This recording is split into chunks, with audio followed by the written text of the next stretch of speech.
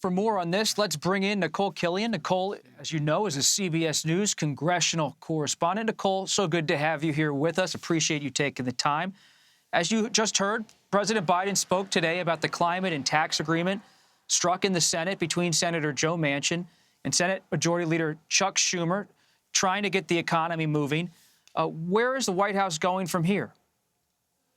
Well, I think the hope, and we heard from President Biden today, really urging Congress to move forward on this package and emphasizing that this is probably the best Democrats are going to get with respect to some of his top priorities, whether that is, new climate and energy programs, whether that is, investing in deficit reduction, trying to lower the cost of prescription drugs. The president also pledging that no new taxes would be raised on families making over $400,000 a year. So the hope is that this really does help to lower costs, address the issue of inflation, and at the same time also deliver on some of these Democratic priorities that the president has campaigned on. Nikole, I feel like I've been tuning into Red and Blue for months, hearing about Build Back Better, this large social spending package. If you're a progressive in Congress looking at this, what was in Build Back Better that's not in this? What may be on the cutting room floor that disappoints the left wing of the Democratic Party? Well, there's certainly a lot that's missing. I mean, you remember there was such a huge component of the original package, which, let's not forget, at one point in time was about $6 trillion and came down to about $3.5 trillion. And of course, now we're well under $1 trillion in terms of the amount of this particular package. But look, in terms of investments with respect to early childhood education, universal pre-K, expanding the childhood tax credit, those types of things, providing more assistance for elder care, those were also key priorities, especially that child care issue. I can't emphasize that enough. I mean, that really was one of the key kind of dividing lines with Democrats at one point in time during these negotiations. But again, at this point in time, Leader Schumer and Senator Manchin have spent months really behind closed doors trying to craft this narrower package. And interestingly, progressives aren't offering as much pushback as one would think. I spoke with Congresswoman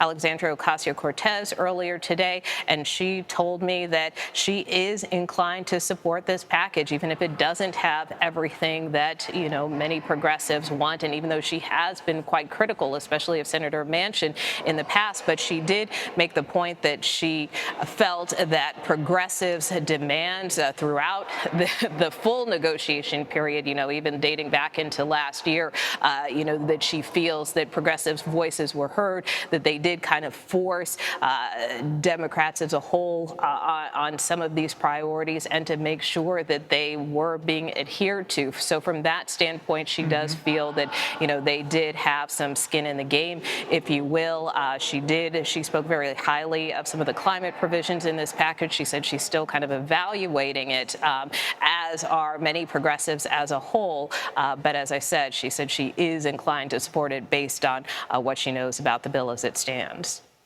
That's intriguing, Nikole, when you have Manchin and AOC, Representative Ocasio-Cortez and Senator Manchin together on a package. Sounds pretty good probably to your sources inside the Biden White House, so they still probably have to corral some votes. Perhaps Senator Kyrsten Sinema, one of the moderate Democrats who's been mum so far in this deal. But this agreement also came as a surprise to Senate Republicans. What's the outlook right now inside the Senate GOP? Is there any chance they bite maybe one or two of them and join the Democrats on this package?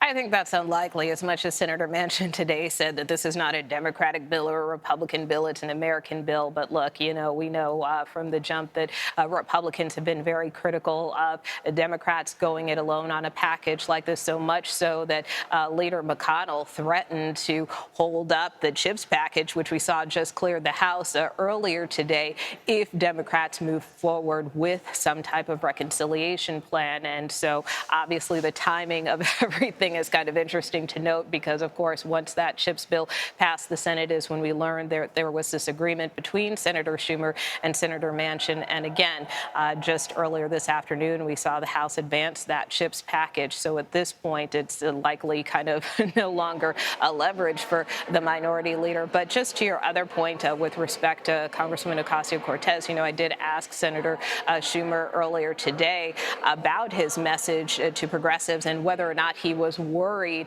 that any House progressives or House moderates, for that standpoint, could stymie this bill going forward, because we do know that they have in the past expressed concerns and that, really he emphasized that his message was that they really have to unite and they have to stick together. So this is taking some arm twisting on the part of Leader Schumer. I think the bigger demographic to watch, if you will, in the House is more so some of these moderates who really are disappointed that, issues addressing SALT, state and local taxes, that issue wasn't addressed in this package. But again, at this point in time, Leader Schumer said while he would like to have included that, it was a non-starter for Senator Manchin. And basically, again, this is as good as it's going to get for Democrats. And so that's why he's encouraging both in the House and Senate for them all to back this.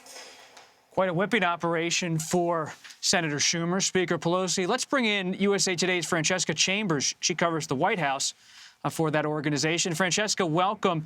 Your paper has some new polling showing 50% of Americans believe that the country's already in a recession. So how are your sources inside the White House confronting that political reality? Well, the White House keeps trying to say that the country is not in a recession definitionally or technically. But even if it is technically not in a recession, as you can see from that polling, Americans are very concerned about the economy. They're very concerned about inflation. Those were the top two issues that voters are concerned about at this time. And so regardless of what the White House's messaging has been, we've seen continued pessimism. In that same exact poll, President Biden's approval rating still stuck at 39%. And so the White House's messaging just doesn't seem to be seeping through to many Americans. Francesca, foreign policy hovers over everything, including the economy. And President Biden today had a call with Chinese President Xi Jinping. What do we know about what was discussed? Well, one big thing that a U.S. official says was discussed was a meeting between the two leaders. Now, we don't know when that would take place. The White House says it's still too early to decide that, whether that could be at the G20, for instance, in November, or that would be a standalone meeting. But that was one major thing that came out of it. The other thing that we do know from both sides is that there was tension over Taiwan. Now, Speaker Pelosi may or may not go to Taiwan, but that was certainly an issue that came up, as well as what the United States policy is towards Taiwan, with the White House and President Biden again reassuring China today that it has not changed. Nikole, Killion, Francesca Chambers, thank you very much.